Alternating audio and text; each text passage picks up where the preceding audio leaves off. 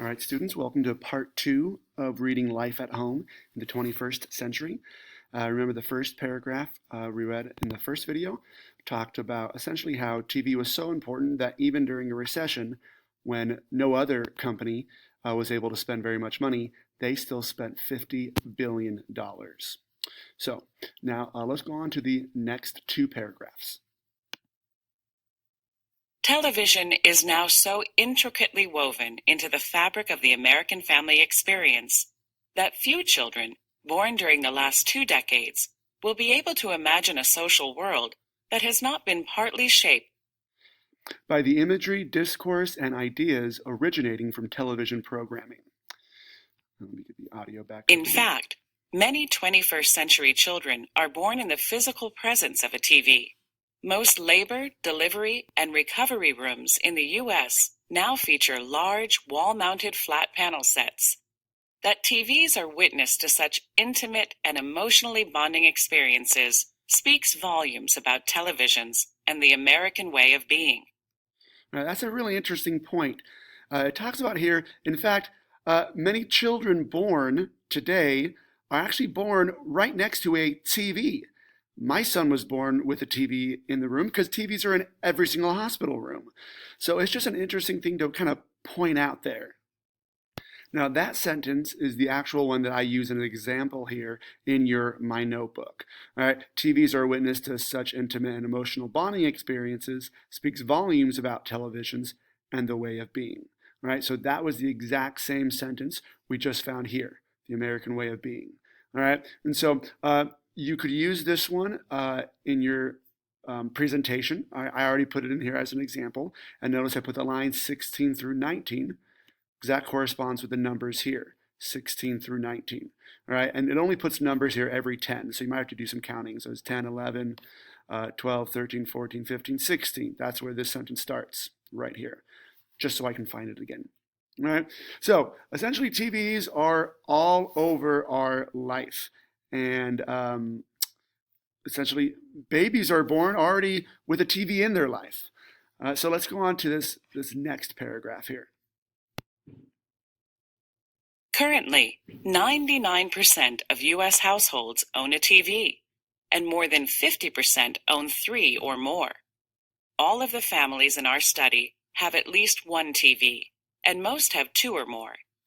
One set is typically located in a large space used by all family members, such as the living room, family room, or den. The set used by the collective is a compelling example of an object that is not merely a tangible product of otherwise invisible cultural forces, but rather an agentive participant in the daily production of social lives. The introduction of a new TV to a living room, for example, shapes the decisions underlying where we locate our furniture, where we direct our gaze, and how we orient our bodies. All right, so they get a little complicated here. So we're actually going to go ahead and read this close read video, which is going to help us understand a little bit more of what this paragraph was saying.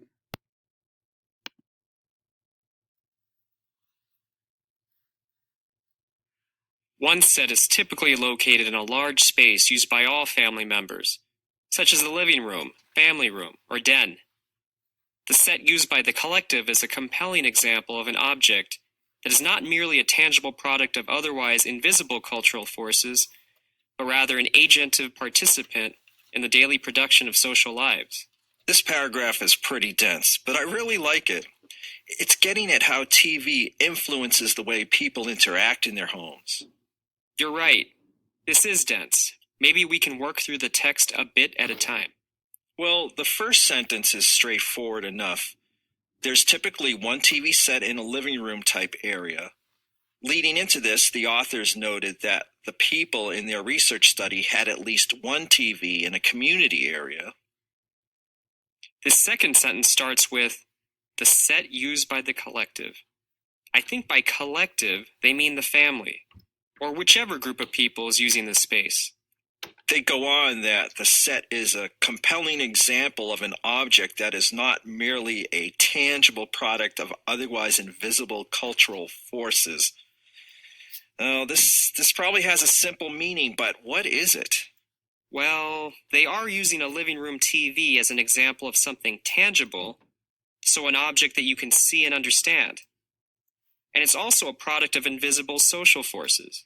Invisible forces must be the effects of TV that you can't really put your hands on, right? Like the influence of advertising or violence on TV.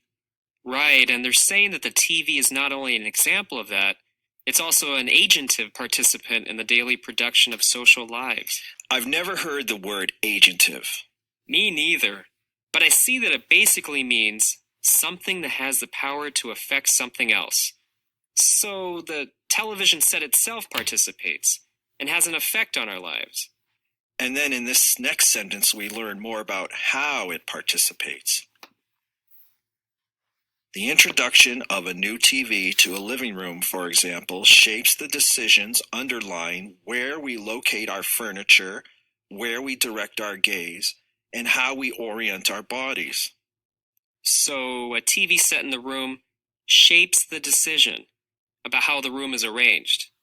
In most living rooms or family rooms, the chairs are facing the TV. And how the furniture is arranged affects where we direct our gaze or focus our attention. So before the invention of TV, or in rooms without one, the chairs would be positioned facing each other so people could sit and talk comfortably.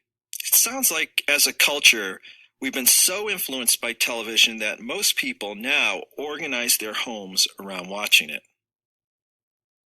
All right. So this article seems to be talking about how TV is affecting our lives.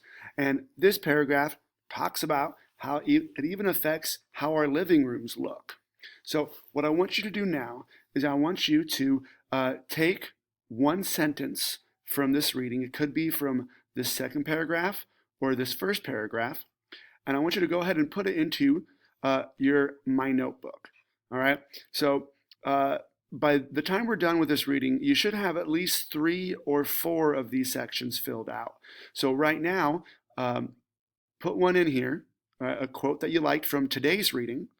Tell me what line you got it from, and then tell me what it means to you. All right, so, or what does this mean in general? Kind of summarize it. And then this last one is, what's the question it makes you think of? An example question could be, well, man, if we all face the TV today in our living room instead of facing each other, does that hurt the way we communicate with each other? Or how much does TV actually affect my home? Those would be some examples of good questions. Now, if you need a reminder of how to get to the textbook, remember you go to my.puhsd.org, and then you're going to click on the HMH Holt Online Learning. You're going to have many more buttons here than I do. All right. But the one you want is the Holt Online Learning. All right. When you click there, you'll eventually get to the dashboard page, which looks like this. And then you'll want to go to the student ebook section. You'll have a yellow one here. Click on that, and then you're going to want to go to page 221 in the book. If you have any questions, raise your hand, and I'll help you find the book.